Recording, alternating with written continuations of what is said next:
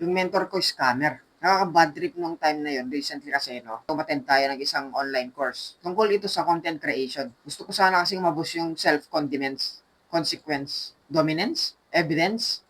Basta, ito yun. Confidence. Okay naman yung naging flow ng first day. Pinag-upload kami ng video which is ito yung naging resulta ng first video natin. Is yung profit na yun ginamit namin sa personal use namin. Yun nga lang pagdating ng second week, dito na pumasok yung scam. Akala ko content creation program ito. Pero ba't naging puro business lecture? Wala na yun, nakabayad na tayo that time, so tinapos ko na lang hanggang dulo. So better stay na lang sabi ko that time kasi nga galing din tayo sa pagkalugi, no?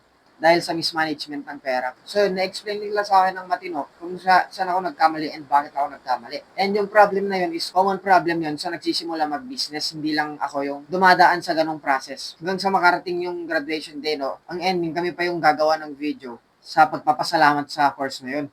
Pero of course, deserve naman nila, no? Dahil dun, sobrang daming skill set na na-unlock na hindi ko actually in-expect na matututunan ko yung mga bagay na yun. And makakatulong yun sa mga upcoming plans natin. Lalong-lalo na dun sa company na ang focus is sa employment ng students. And nga pala, meron tayong Facebook group, Roots Organization ang pangalan sa FB. Kung estudyante ka, drop mo yung mga runs mo dyan. Kung parents naman po kayo, welcome din po kayong mag-join para maintindihan nyo din yung mga silent battles ng mga anak ninyo. So since solo ride na muna tayo, back to basic na muna tayo. Papaganahin lang muna natin is cash flow at saka power of one.